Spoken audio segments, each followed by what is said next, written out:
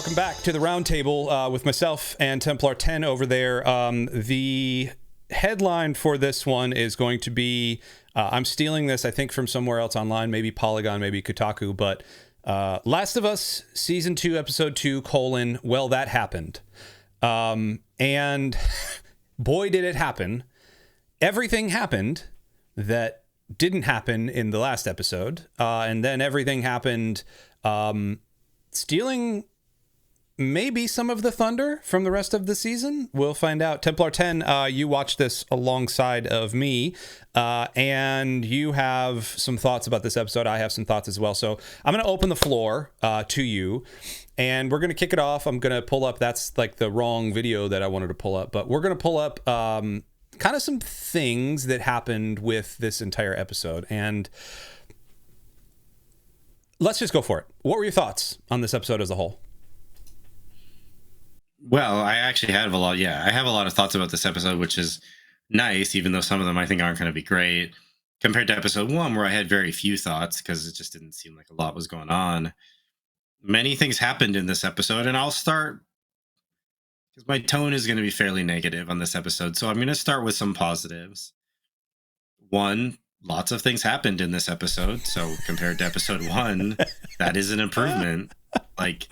You can't come away from this episode saying you were bored and nothing really happened. Yeah, no, there was lots of things happened, and we're gonna jump into spoilers right away. So if you haven't watched it yet, we're gonna get into spoilers, or we're not gonna have like a non-spoiler section. So just be warned now.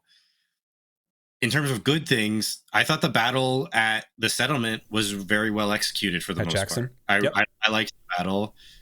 My understanding is that's not in the game. Again, nope. I haven't played the second game, but so the battle I thought was very good. And one of the few times in media where you have whether it's zombies or anything else, you have a kind of fortified settlement, and they actually seem to have like a coherent plan to defend it. Yes. And they actually execute that plan pretty well. And they do get overrun at one point, but they seem to follow the plan, and ultimately we see by the end of the episode they do come out on top, which maybe doesn't totally line up. It does seem like they're kind of getting overrun, but then they survive, and they do follow the plan, and it works well, and they do a good job of defending it. So it was nice to actually see that play out in media when it usually doesn't. Usually something random happens and they end up losing, or incompetence, or they have no seeming plan, or whatever. It's actually well thought out and it's well done. So I enjoyed that part of it. So that all that action that was kind of happening in the background, I thought was well done. And the other plot line that was going on in this, in a vacuum, again, the episode's pretty good because, it's certainly impactful things are happening. There are things going on. Mm-hmm. In terms of negatives, I think the pacing for this season is a nightmare. I don't understand how you can have Joel dies in this episode. I don't understand what is season 3 going to be about? Because why are you doing 3 seasons? Because this just seems like you're just doing the second game in this season then. So what is season 3 going to be then? Because I knew Joel was going to die. If you know anything about The Last of Us episode 2, there's a lot of controversy. He dies in literally the first hour of the game. Yes. Yeah, that's fine, but I didn't think they would do that because they were supposed to be stretching this out, right? That this season wasn't just going to be the second game; it was going to be in between the games, and then also some of the second game, from my understanding. Yep. But it seems like they're just doing the second game. Yep. Having him die, stuff. I guess so, but I don't know where you go from here now. I assumed he was going to die at the end of season 2 or near the end. There was going to be more build up. And then season 3 would be the revenge plot. Mm-hmm. Now I have no idea what this is going to be. To me, this is terrible pacing because Joel's death, the biggest problem is Joel's death should be impactful, and it wasn't for me in this episode. Maybe if I had gone back and watched all of season 1 leading up to this season, I would have cared. I didn't do that though, so I didn't care. They hadn't done anything to reestablish these characters in this season that I would care about them to make this an impactful moment. It's a well acted scene. Abby's actress does a nice job. Joel, they give him nothing to do, which is unfortunate. Like, I wish they'd given him something to say. Bella Ramsey does a good job playing the emotion of the scene, but we talked about it last time. The first episode kind of sucks. There's nothing going on. The characters are fighting with each other, and they don't get any time to be reestablished as characters we care about. So then when this episode just happens and now Joel's dead, it's like, well, Joel was my favorite character. You did him incredibly dirty in episode 1 and then just killed him off here. And there was like a little bit of suggestion from Ellie, oh, I'm still me and Joel is still Joel and like we'll be okay. Like there was a little bit of that when she's talking to Jesse in this episode. That's not enough. That's not enough of like a reconciliation or like building this relationship again for me to be that invested for when Joel dies. So like the scene was well done, I suppose, but I just don't understand what this season is going to be now, though. Like, what are you going to do from here on out? Because my understanding of the game is Joel dies, and then it's mostly switching back and forth between Abby and Ellie. I have zero interest in that, as it's been portrayed in this season. I have no connection to this Abby character. Like, I didn't have any connection to her before she killed Joel. I definitely have none now. So now my only interest is seeing her get her comeuppance, which isn't enough. And Ellie hasn't been reestablished in this season at all as anyone I want to pay attention to or follow. So, like, what's the hook now? Like, you did this way too early. Like, we all knew this was going to happen. But, like, I thought they were going to slow play it a little bit more and use the fact that they have 3 seasons to say, oh, okay, like maybe they're going to try and sneak into the settlement and it's going to be like they're going to hide as like refugees or something, or they're going to like try to get in with the town a little bit. And like then there's going to be something that's going to go on and then they're going to kill Joel at the end. But if you kill him here, I don't understand what the rest of this show is now. Like, you lost me. Joel was the only character I cared about. So now what? Like, that's where I'm left after this episode is like, now what? Because I'm not interested in seeing more about Abby or these Fireflies. I don't care about any of them. I have no investment. And Ellie has just been bad so far as a character. Like, I don't care about her either so far in this season. So, like, who is going to carry this show? What's the hook? Like, where do we go from here? So that's my overall thought. Where do we go? I don't understand. Like, to me, this pacing's a nightmare. Killing him off this early makes no sense to me. So that's what I'm left with. So I want to read you something. Something that I thought was, I think it was apropos of, I don't know. It was from The Ringer, I believe, but it was technically taken from a piece on the Variety. Now, was it Variety? I think it was the Variety, where I agree. I agree with all. So this is me playing about half of the game, and then it's not that I didn't like it. I just didn't think it was like the critical darling like episode or like the part 1 was of the game, and then like it was a good, like, part 1 was a really good story, but I didn't have that thing where I like. And maybe this is my attitude towards Sony games. I didn't like invest myself fully in these characters. And we've talked about that in previous episodes where I think Sony first party games are really good looking games that are not for me. That I just like, I don't invest myself heavily in those characters. Don't know why that is. I invest myself in Final Fantasy characters sometimes. Like, it's what it is. It's a thing. So when I got about halfway through, and yes, you're switching back a little bit, it's weighted a little bit heavier on one side. I'll be interested to see what they do with this episode. But that scene where Abby rocks up and gets her World Wildlife Foundation, WLF people together, and they're in the lodge, and she beats Joel with the golf club and then punches him to death and then, essentially stabs him. That was very jarring, obviously, in a video game. I think they did very well with that scene. However, there were some like logical jumps that it was a little too convenient, that they could have spent more time fleshing some of this out. For example, like all of a sudden we spend a little part of episode 1 with Catherine O'Hara being awesome, just chewing scenery as a therapist. And now Joel's dead and we're not going to talk about the therapy thing anymore. Okay, cool. It's an odd thing to bring up and then do nothing with, seemingly. Right. Or at least again, do nothing with Joel. Well, we might be jumping to conclusions. Like there's probably going to be flashbacks because the game was full of flashbacks and just all sorts of stuff there. So I'm sure there's going to be flashbacks, but like even then, there was no resolution with Catherine O'Hara. There was nothing. It was just like, hey, you're a piece of crap because you killed my husband. Let's drink whiskey together. That was legitimate because it's my birthday. That was legitimately it. So the second part is the logical jumps where all of a sudden Abby slides down a hill and she's 5 feet from Jackson, or, she's half a mile from Jackson. And then she's chased by this army of zombies. Like, okay, I get it. There's like smarter zombies that we've heard nothing about. That just they had cordyceps in pipes, I guess they were talking to each other, but like there's like, it's just all of a sudden they're just bursting up out of the ground like from Gears of War. Okay, I guess like whatever. And then they're like in a chain link fence and Abby and Joel, and it seemed it was way too convenient. And that's not how the game played that. The game plays it like Joel and Tommy are out on patrol and they find her, which, okay, like that's fine. That's in the game. So there's that. I mean, the attack on the town, like that part of it, I found kind of interesting that like they seemingly are like dormant. So she kind of wakes them up or whatever. It's like, okay. And there's a bunch of them. So it's like, all right, that's scary.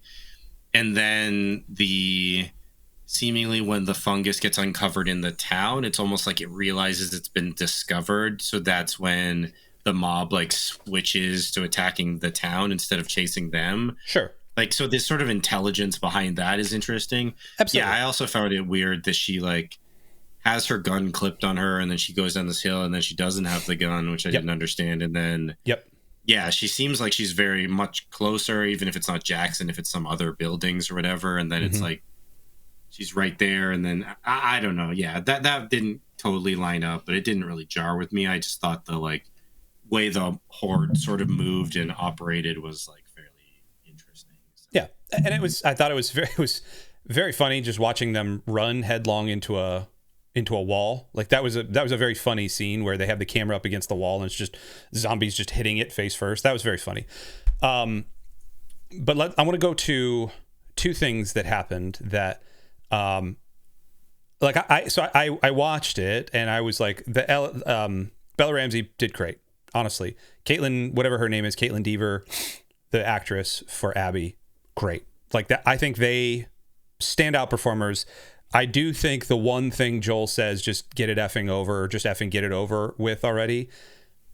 That is like the most Joel thing to say, because he's like, yeah, you're right. Like I did a bunch of bad stuff to people, and like I deserve to die. I wanted more. I liked that he said that because that's how I was feeling as I was watching that scene and hearing her monologue. Yes. But like, so he was like my spirit animal because that's what I was feeling like. Just get it on with it. Like I don't care about your monologue. Like just go. Yeah. But I do wish they had given him something else to say, like anything. Yeah. Because we haven't heard him talk about it at all. Like there was nothing, and then he's just dead, and it's like, well, so we're not gonna like none of this is gonna get unpacked at all. Like from him, no. I'm assuming they're gonna have to bring it back up because there's gonna be a reason at some point that Ellie and Joel were fighting. Right, like there's just no two ways around it.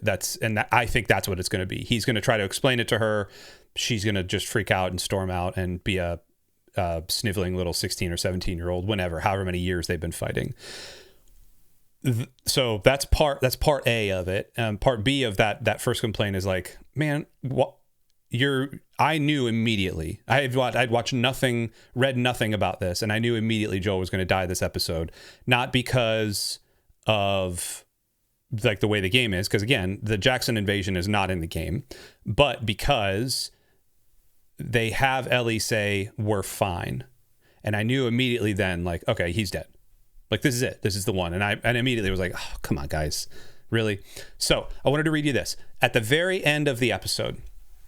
There's a country song called "Through the Valley," and it hit. It was like very famous when it came out back in like 2012 because it was a teaser for part 2. It was a teaser song that was played over the trailer for part 2 at like GDC or one of the game things, right?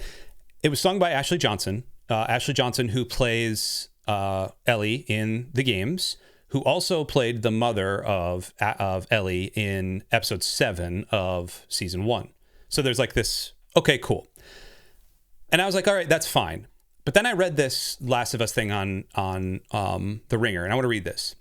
Through the Valley concludes with Jesse bringing Ellie, Dina, and Joel's body back to Jackson, which is dealing with the fallout from the infected siege, and the Salt Lake crew returning to Seattle. Its mission accomplished.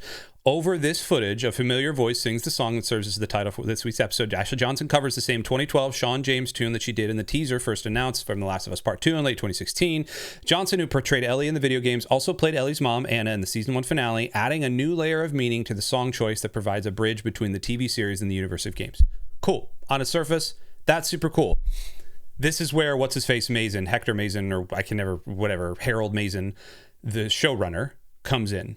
And he said, and this is like the part that really gets me. In the end, there's little Ellie gasping for breath with the man who is her father, and we hear the voice of the woman who is her mother. And it's beautiful. Sometimes parallel universes touch. I don't know how else to describe it. We don't do a lot of meta stuff, but sometimes it touches. And if there's a moment where you are free for the universe to touch, it's this one, because this is a shared experience now with everyone.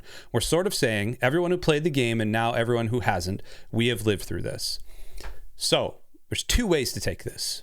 The first way to take this is, well, no, we still are separate. Like, I think your explanation is BS, Mr. Mason. Like, I think you just wanted to use that song again because you had the rights to it, because you bought the rights to Last of Us and you had it and it was like, man, this is a good song. Cool. The second thing is you were intentionally pissing everybody off because everyone was intentionally pissed off at the beginning of part 2. And now you need to build a story. And like, either way you slice it, I don't think it was the right decision to kill Joel off right now. You could have done it halfway through the season. That's fine. But like, I don't, like, I'm with you. I have no connection to Abby. I have zero, like we talked about this in episode 1. Like I was not offended, but I was angry at the way they were portraying Ellie as this sniveling 19, 18-year-old. Like, grow up, girl, grow up. Like, you're in the middle of the apocalypse. Like, what are you doing?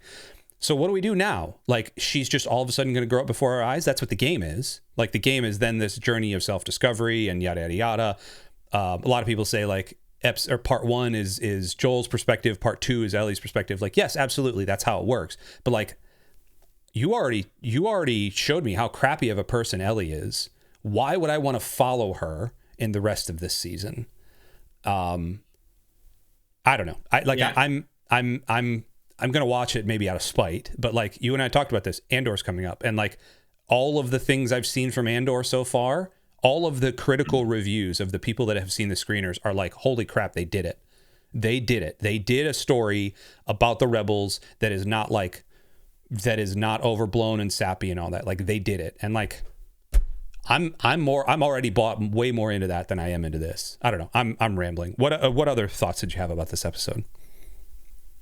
Yeah, well, I mean, this thing from the showrunner, I just don't care. Like, yes, it's fine, but like that means nothing.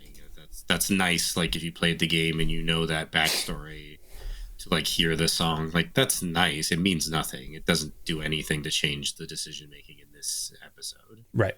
And if the assumption is that like you're going to now do a bunch of flashback stuff to explain stuff, why didn't you just show it? Yeah. Like, why didn't you just show those scenes in real, like in chronological order? Why didn't you just show them then? Because then you would have given us more time. We would have understood the conflict between Ellie and Joel. Mm-hmm. We could have reestablished their relationship again, and then Joel's death would have meant something. Yep. Like, now you've killed him off, and then you're going to, assuming they do that, which would make sense, because otherwise it just is crazy that they have nothing. Mm-hmm. So if they're going to go back and then try to be like, okay, like, yeah, he did finally reveal to her what he did and the fact that he lied, and that's why she's angry. It's like, okay, fair enough. But like, it's too late now. Mm-hmm. You had them at odds. I didn't care about these characters. And then now Joel's dead.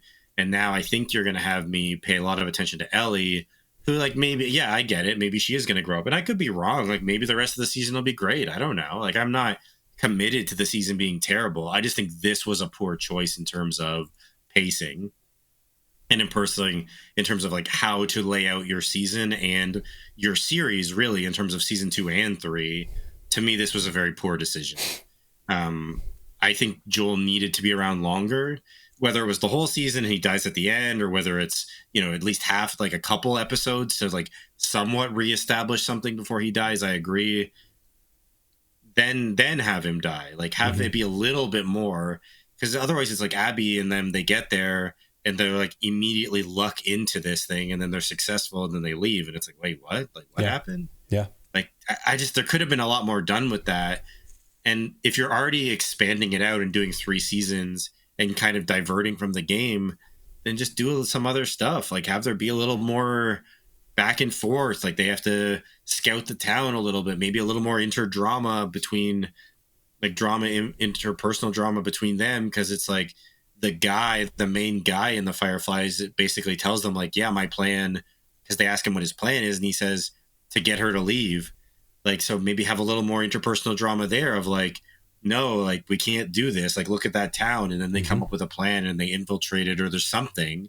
But like everything that I thought was going to be a slow build, which is like when they discover the fungus, or when you see the fungus at the end of episode 1 in the pipe, like I thought there'd be a slow build to something there.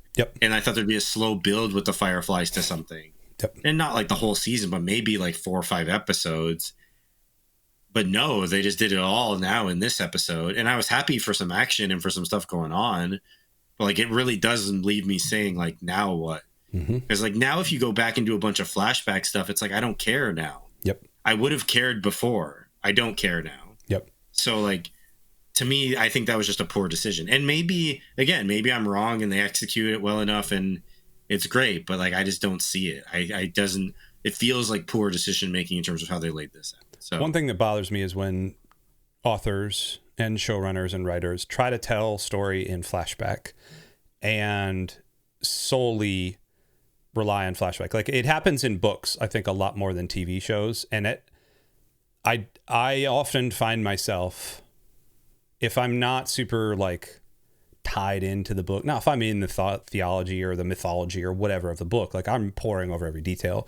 But by and large, when I get to like flashback scenes, like, man, I'm kind of just paging through them. I'm skimming them. Like I learned how to speed read back when I was in like freshman of high school, like 4 lines at a time speed read, so I could get through high school courses.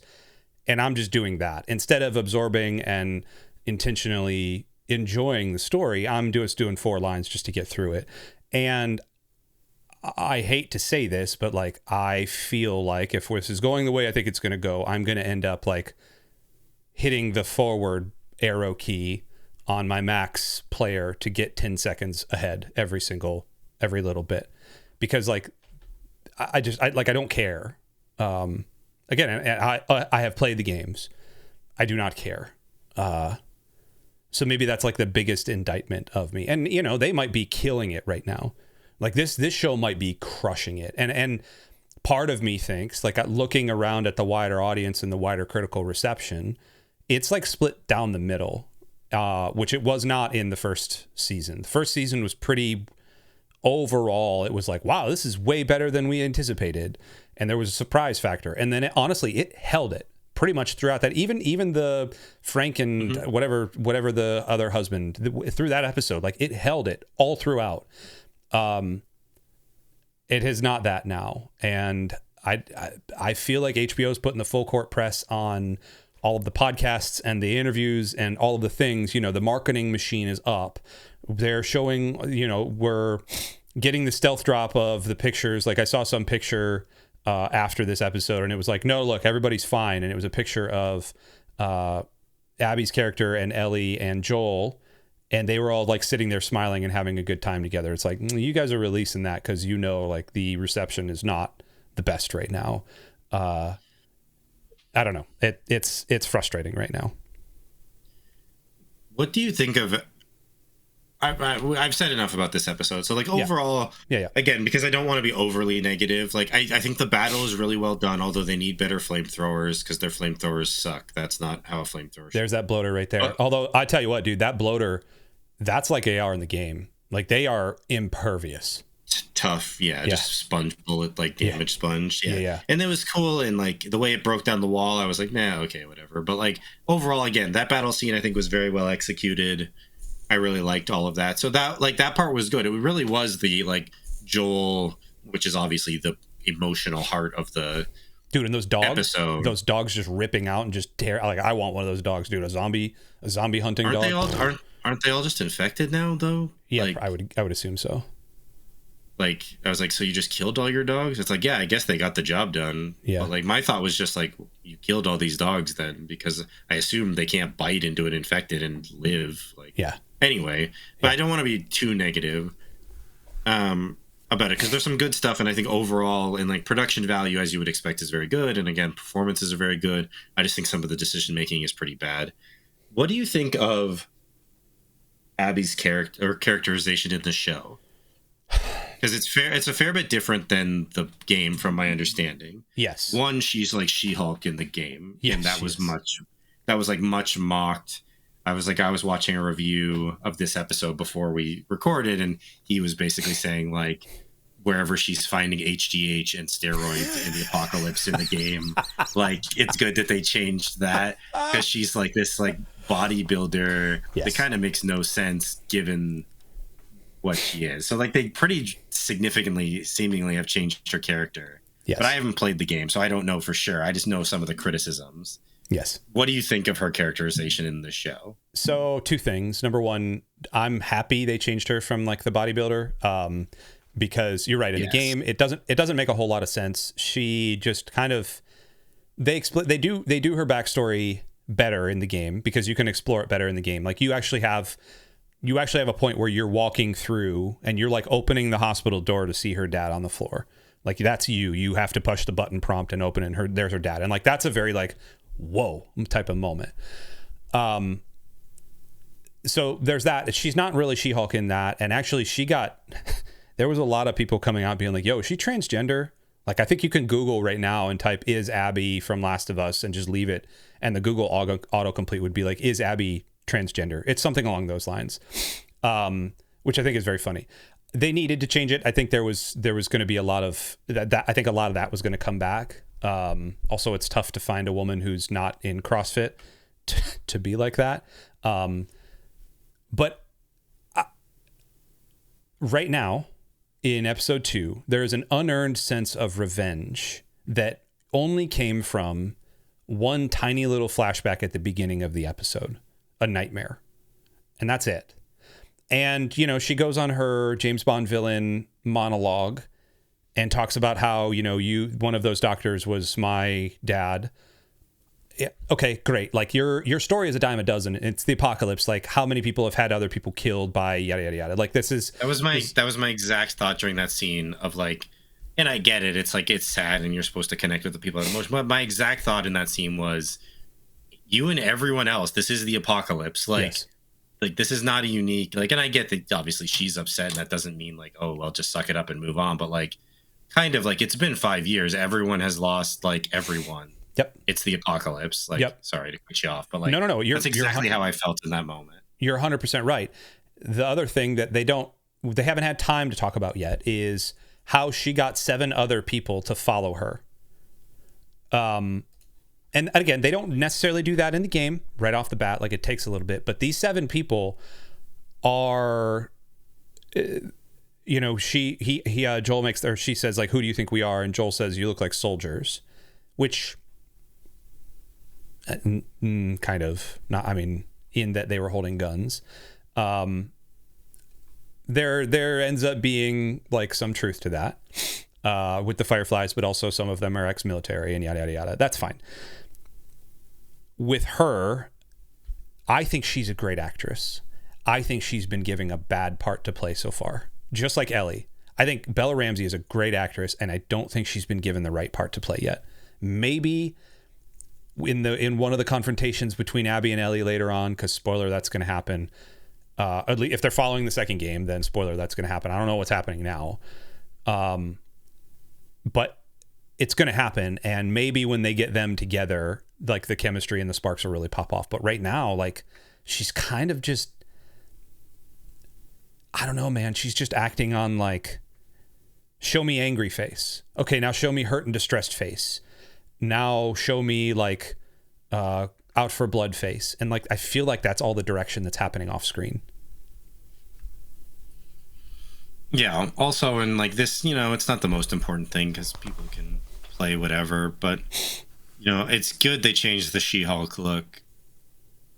But they're going for a type of intimidating nature with this character that, like, her being like 5 foot nothing and 90 pounds, just kind of, I don't know if I buy. And like, you know, that's not the end of the world. And like, I get that they probably wanted to go pretty far away from the She-Hulk look with the actress choice, and that's fine. And again, the actress has done a good job with it. Like, I think she is very good. Mm-hmm. Like, I'm not invested, and I don't know if I'm going to be invested, and I don't know if I buy her as this really intimidating antagonist either. Like, yeah, she did, like, when she was like punching Joel and then he's on the ground bloody, and I'm like, I don't believe that that's what would happen if she just stood there and punched him. I believe she would break her hand, or like, Yeah, that he would, like, and again, that it's not important, like, but it's like, if I'm not invested in the character, these are the kinds of thoughts that I start having of like, I don't really buy that. Like, I don't really know. Like, I don't really care, or like, she doesn't seem that intimidating to me, and it seems like she's supposed to be. Like, I think they made a good choice in the actress in terms of like, I guess trying to make her more relatable, or like, so you care about her. I still don't, but like, I understand that choice if that's the goal. But like, I don't really buy her as this really intimidating villain. yeah. And all I could think about when she was like, you killed 18 soldiers, and she's talking all tough, and I'm like, well, they couldn't have been very good soldiers then if he killed 18 of them. Like, like, it's one guy. Like, he's not like Rambo. Like, No. 18 soldiers. Like, maybe your soldiers just suck. Like, Yeah. I don't know. Like, it's just because I'm not invested in the character. Like, this is where my mind goes when I'm watching her, and it's not the actress's fault. Like, I kind of agree. I think she's doing a very good job with what she's being given, but I just don't think what she's being given is all that great. And I don't know how they're going to salvage it for me because I'm not invested in where this is going. Yeah. And Joel was like the one character, and I know this was a criticism of the game as well, that like people really like Joel, and then Joel dies, and it's like, well, now what? And maybe Ellie will mature and become interesting enough that I'll want to stay plugged in there. But like, I don't know. I don't see it, and I'm kind of just rambling, so it's fine. We can wrap things up, but like, okay. I just don't know. Like, I don't know if there's enough there for me. And like, I do kind of hope they I hope they give them something more interesting to play, because it just hasn't been that great so far. Like, there hasn't been enough. Like, as you say, it's kind of just like, show these emotions, and the actresses are doing a good job of that, but there's no connection there to play off of that it has any kind of real meaning for me when I'm watching it. And when I'm watching Joel's death scene, it was disappointing, because I'm like, I should be feeling something here, and I'm not. And maybe I was like, maybe other people were, but just, it's like, this is like the big, or one of the big, maybe the big emotional moment of the season, presumably, because I can't see anything else happening that's going to like rival that in terms of what the theoretical emotional impact should be. There's and other it's just stuff. And it's just not, there's no one else I care about enough that if they die, it's going to matter to me. So like, in theory, this would be the height in terms of emotions, and it just didn't generate any of that. So like, maybe they'll do enough with some of these other characters and with Ellie to add weight later on, but I don't know. Again, I'm just repeating my same. No, that's okay. So it's fine. But there's some good stuff. Some of the action was good. I'm sort of interested to see where it goes, just to see if they kind of recover. But yeah, again, just I think not the right pacing, not the right decision making. Yeah. I hope the rest of the season isn't just a million flashbacks. Yeah, me too. As the game kind of turned into, there was pushing forward. You end up in Seattle. Spoiler, the game ends up in Seattle. I think they kind of foreshadow that it's going to be in Seattle anyway, because they said Seattle and Isaac in the last scene, like, and we're assuming that's where Abby and her friends are going back to now, is they're hiking all the way back up to Seattle. Like, so Ellie's going to be there. She's going to ride a horse. There's going to be an elephant or a giraffe or something there. I don't know. It's all going to happen, and it's going to be one of those things. They'll have a shootout around the old schoolhouse, and it'll be a thing. I do think, and this is my last final thought here, I'm curious if this is not one of those shows that we're going to look back and say it jumped the shark too early for the whole thing. There were a couple of, like, honestly, Mandalorian, I think, kind of did that. It jumped the shark a little early. I know you weren't super invested in the Mandalorian to begin with, but like, I think it did. I think there are, if you overplay, like this should have been a season finale, and it was not a season finale.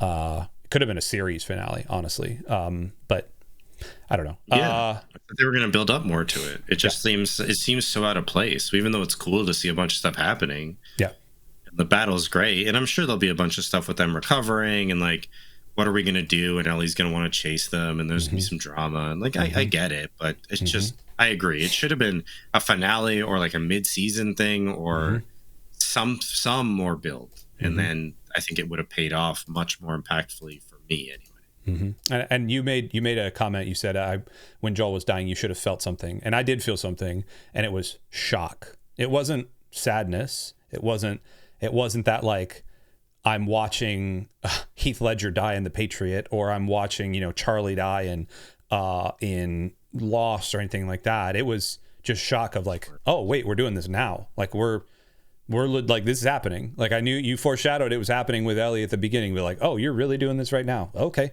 cool. Like, I was eating lunch when I was watching it, just like, okay, well, this is happening. So we're gonna stop. We're gonna wrap this. We've been like blabbling for 35 minutes or so. You can find out more of our incoherent ramblings about The Last of Us Season 2 coming up soon. Also, we're going to be dipping in, putting our proverbial toe into Andor, which I am super excited about. And you and I and Templar hopefully will be along for the ride. But until then, for Templar 10, I'm Chino Mage. We'll see you next time. Goodbye.